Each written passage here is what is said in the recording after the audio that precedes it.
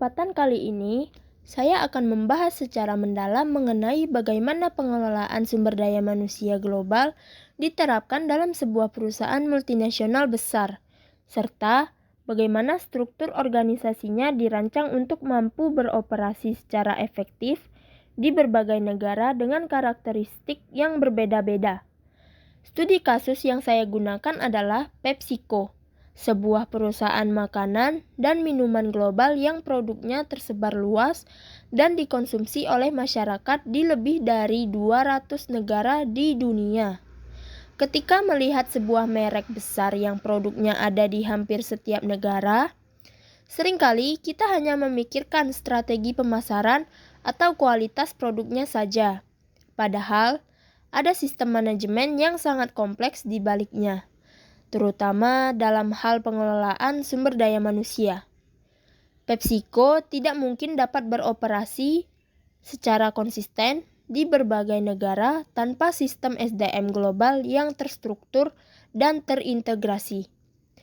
Inilah yang menjadi inti pembahasan kita hari ini, yaitu bagaimana SDM global dibangun, dikelola, dan diselaraskan dengan struktur organisasi multinasional perusahaan. Globalisasi ekonomi menjadi latar belakang utama munculnya sistem SDM global. Ketika perdagangan internasional semakin terbuka dan hambatan antar negara semakin berkurang, perusahaan-perusahaan besar mulai memperluas pasar mereka ke berbagai wilayah dunia. Ekspansi ini tentu tidak hanya membawa peluang, tetapi juga tantangan. Perusahaan harus menghadapi perbedaan budaya kerja, sistem hukum ketenaga kerjaan yang berbeda, standar pendidikan yang tidak sama, hingga preferensi konsumen yang sangat beragam. Dalam situasi seperti ini, perusahaan tidak bisa lagi menggunakan pendekatan manajemen yang sepenuhnya terpusat atau hanya berorientasi pada negara asalnya. PepsiCo pada awalnya berkembang sebagai perusahaan berbasis Amerika Serikat, namun seiring waktu ekspansi global menjadi strategi utama pertumbuhannya. Ketika perusahaan mulai masuk ke pasar Asia, Eropa, Timur Tengah, dan Amerika Latin, muncul kebutuhan untuk membangun sistem manajemen yang mampu menjembatani perbedaan tersebut. Jika seluruh keputusan hanya diambil oleh manajemen di Amerika tanpa mempertimbangkan kondisi lokal, maka risiko kegagalan akan sangat besar.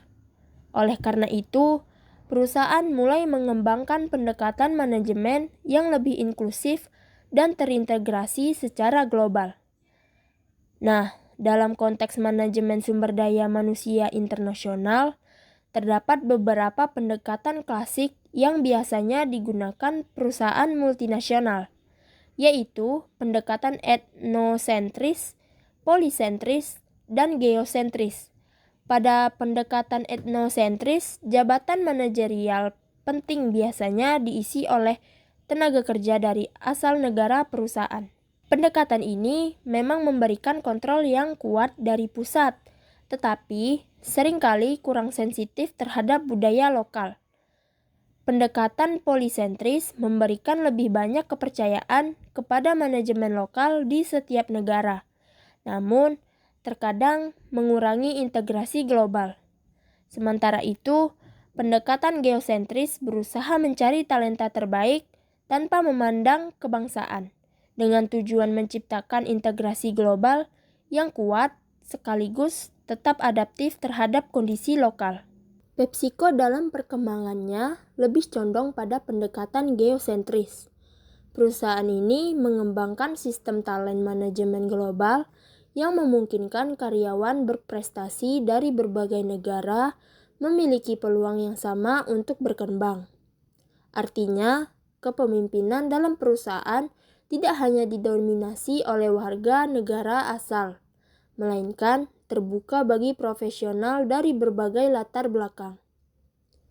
Hal ini menciptakan lingkungan kerja yang lebih kompetitif dan sekaligus lebih inklusif. Jumlah tenaga kerja PepsiCo yang mencapai ratusan ribu orang di seluruh dunia mencerminkan kompleksitas organisasi yang harus dikelola. Para karyawan tersebut bekerja di berbagai sektor, mulai dari produksi, distribusi, pemasaran, keuangan, riset, dan pengembangan, hingga manajemen strategis. Keragaman ini bukan hanya dari segi fungsi pekerjaan, tetapi juga dari segi budaya, bahasa, dan nilai-nilai sosial. Mengelola keragaman sebesar itu memerlukan sistem yang matang dan terstandarisasi.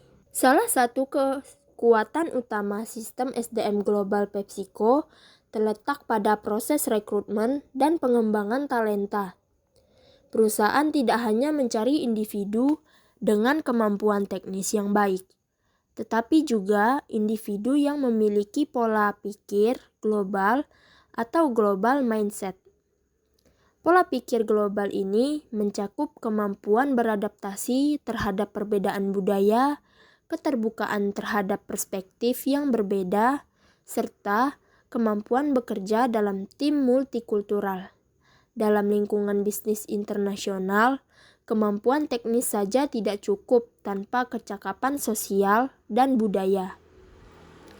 Setelah proses rekrutmen, karyawan akan masuk ke dalam sistem pengembangan yang terstruktur.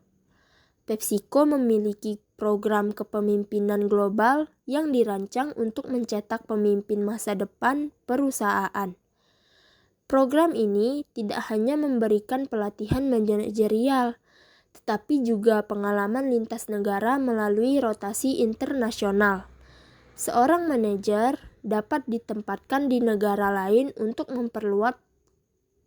memperluas wawasan dan memahami dinamika pasar yang berbeda.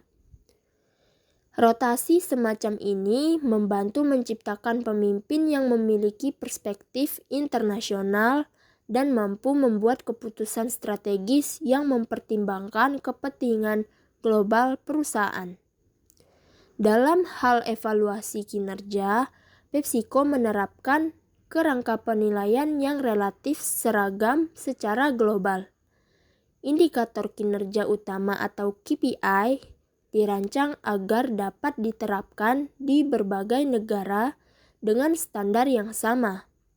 Dengan demikian, perusahaan dapat membandingkan performa antar wilayah secara objektif. Namun, meskipun sistem evaluasi bersifat global, kebijakan kompensasi tetap disesuaikan dengan kondisi lokal. Faktor seperti biaya hidup, inflasi, dan regulasi ketenagakerjaan menjadi pertimbangan dalam menentukan struktur gaji dan tunjangan. Pendekatan ini menunjukkan adanya keseimbangan antara standar global dan sensitivitas lokal. Jika kita melihat struktur organisasi multinasional PepsiCo, kita dapat memahami bagaimana koordinasi global dijalankan. Pada tingkat paling atas terdapat kantor pusat global yang bertanggung jawab atas arah strategis perusahaan. Disinilah visi jangka panjang, kebijakan investasi, inovasi produk, serta standar manajemen SDM ditetapkan. Kantor pusat juga berfungsi sebagai pengendali utama yang memastikan bahwa seluruh operasi internasional berjalan sesuai dengan nilai dan tujuan perusahaan. Di bawah kantor pusat tersebut terdapat divisi regional yang membagi dunia ke dalam beberapa wilayah besar. Divisi regional memiliki peran sebagai penghubung antara pusat dan negara-negara dalam wilayahnya. Mereka bertugas menerjemahkan kebijakan global menjadi strategi yang relevan secara regional. Kondisi ekonomi dan budaya di Asia tentu berbeda dengan di Eropa atau Amerika Latin, sehingga dibutuhkan tingkat adaptasi tertentu agar strategi perusahaan tetap efektif. Selanjutnya, terdapat cabang negara yang bertanggung jawab terhadap operasional nasional. Cabang negara mengelola rekrutmen tenaga kerja lokal, hubungan dengan pemerintah, distribusi produk, serta strategi pemasaran yang sesuai dengan preferensi konsumen domestik. Di tingkat ini, terlihat jelas bahwa perusahaan memberikan ruang bagi manajemen lokal untuk mengambil keputusan yang kontekstual, meskipun tetap berada dalam kerangka kebijakan global.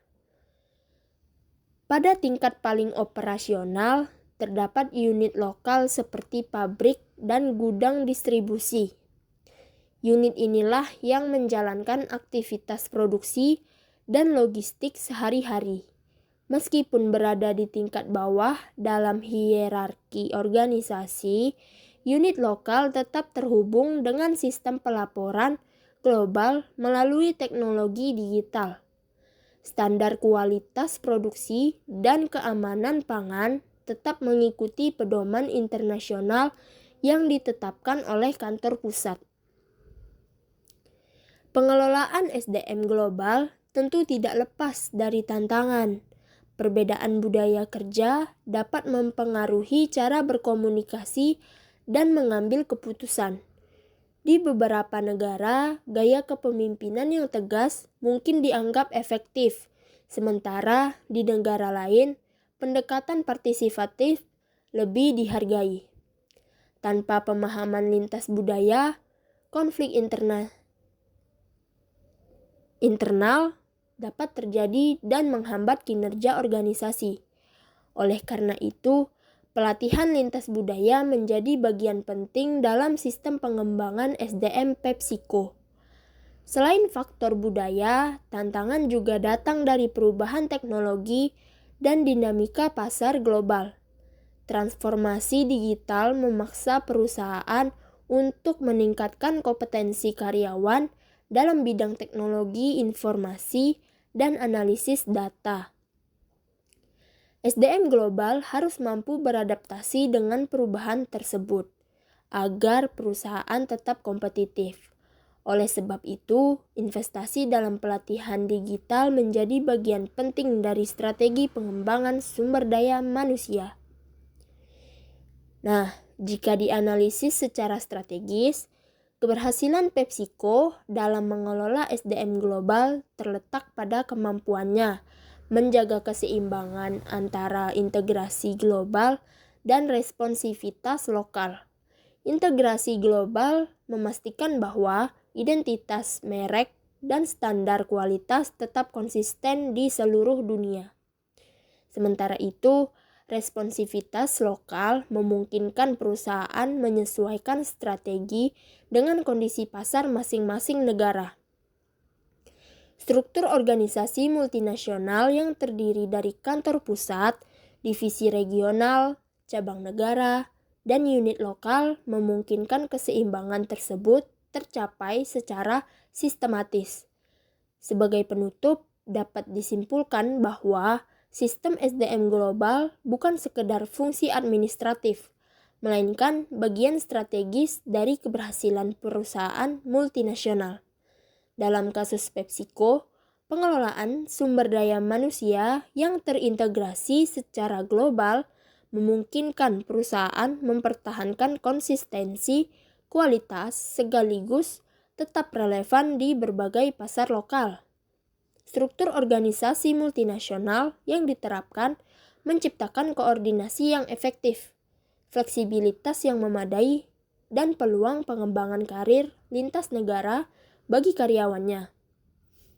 Melalui studi kasus ini, kita dapat memahami bahwa dalam era globalisasi, manajemen sumber daya manusia telah berkembang menjadi sistem yang kompleks, strategis, dan lintas batas negara.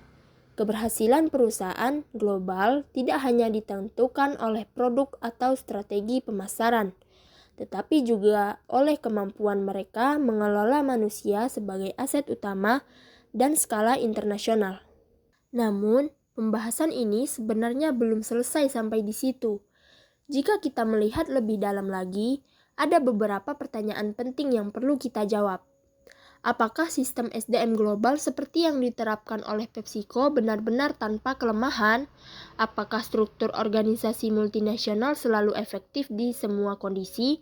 Dan bagaimana sistem ini akan bertahan di masa depan yang penuh ketidakpastian? Jika kita menganalisis secara lebih kritis, salah satu tantangan terbesar dalam pengelolaan SDM global adalah keseimbangan kekuasaan antara kantor pusat dan cabang negara. Meskipun secara teori struktur multinasional memberikan ruang adaptasi lokal, dalam praktiknya keputusan strategis tetap sangat dipengaruhi oleh kantor pusat. Hal ini kadang menimbulkan ketegangan, terutama jika kebijakan global dianggap kurang relevan dengan kondisi pasar lokal. Sebagai contoh, dalam situasi krisis ekonomi di suatu negara, cabang lokal mungkin membutuhkan fleksibilitas dalam strategi harga atau distribusi. Namun, jika kebijakan global terlalu kaku, maka respons terhadap krisis menjadi lambat. Disinilah kemampuan komunikasi antara tingkat organisasi menjadi sangat penting. SDM global tidak hanya bekerja dalam sistem formal, tetapi juga dalam dinamika negosiasi antar level manajemen. Selain itu, kita juga perlu melihat dari sisi karyawan. Bekerja dalam perusahaan multinasional berarti berhadapan dengan standar kinerja yang tinggi dan persaingan yang ketat. Mobilitas internasional memang membuka peluang karir, tetapi juga menuntut kesiapan mental dan adaptasi budaya yang besar. Tidak semua karyawan siap dipindahkan ke negara lain, dengan lingkungan sosial yang berbeda. Oleh karena itu, sistem dukungan psikologis dan sosial menjadi bagian penting dari manajemen SDM global. Nah, di era digital saat ini, kompleksitas tersebut semakin bertambah. Kolaborasi lintas negara kini banyak dilakukan secara virtual. Tim yang anggotanya tersebar di berbagai zona waktu harus mampu bekerja secara sinkron. Tantangan koordinasi ini memerlukan disiplin komunikasi dan kejelasan pembagian tugas. Tanpa manajemen yang baik, potensi miskomunikasi sangat besar. Jika kita membayangkan implementasinya di Indonesia, cabang PepsiCo harus menghadapi dinamika pasar domestik yang unik. Karakteristik konsumen Indonesia yang sensitif terhadap harga, keberagaman budaya, serta regulasi pemerintah yang dinamis menuntut manajemen lokal untuk responsif. Namun, pada saat yang sama, mereka tetap harus mempertahankan standar global perusahaan. Disinilah terlihat bagaimana SDM global bukan sekedar konsep teori, tetapi praktik nyata yang penuh tantangan. Selain tantangan eksternal, ada pula tantangan internal yang berkaitan dengan keberagaman tenaga kerja. Keberagaman memang dapat menjadi sumber inovasi, tetapi juga berpotensi menimbulkan konflik jika tidak dikelola dengan baik. Perbedaan cara berpikir, gaya komunikasi, dan ekspektasi kerja dapat memicu kesalahpahaman. Oleh karena itu, budaya organisasi yang kuat menjadi perekat yang menyatukan seluruh karyawan di berbagai negara. Lebih jauh lagi, kita juga harus mempertimbangkan masa depan SDM global. Dunia bisnis sedang menghadapi perubahan besar seperti otomatisasi, kecerdasan buatan, dan tekanan terhadap keberlanjutan lingkungan. Perusahaan seperti PepsiCo harus memastikan bahwa tenaga kerjanya memiliki keterampilan yang relevan dengan perkembangan teknologi, pelatihan ulang dan peningkatan kompetensi menjadi strategi penting agar karyawan tidak tertinggal. Di sisi lain, generasi pekerja saat ini memiliki ekspektasi yang berbeda dibandingkan generasi sebelumnya. Mereka tidak hanya mencari stabilitas pekerjaan, tetapi juga makna, fleksibilitas, dan keseimbangan hidup. Perusahaan multinasional harus mampu menyesuaikan kebijakan SDM agar tetap menarik bagi talenta muda global. Jika kita melihat secara strategis, sistem SDM global PepsiCo dapat dikatakan sebagai kombinasi antara kontrol terpusat dan desentralisasi operasional. Model ini relatif efektif dalam menjaga konsistensi merek sekaligus fleksibel terhadap kondisi pasar. Namun, efektivitasnya sangat bergantung pada kualitas komunikasi, kepemimpinan, dan budaya organisasi.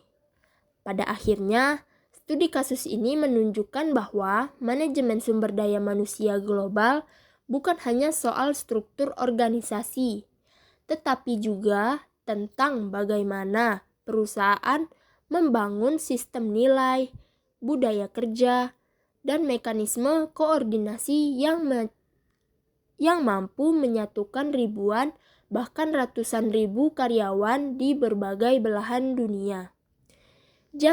Jadi, jika kita kembali pada pertanyaan awal mengenai bagaimana perusahaan multinasional mengelola SDM globalnya, jawabannya tidak sederhana. Ini adalah proses yang terus berkembang dipengaruhi oleh dinamika ekonomi, sosial, dan teknologi. PepsiCo hanyalah salah satu contoh bagaimana perusahaan besar berusaha menavigasi kompleksitas tersebut melalui struktur organisasi multinasional yang terintegrasi. Artinya, SDM global bukan sekedar fungsi administratif seperti rekrutmen atau penggajian, tetapi merupakan instrumen strategis yang menentukan arah pertumbuhan perusahaan.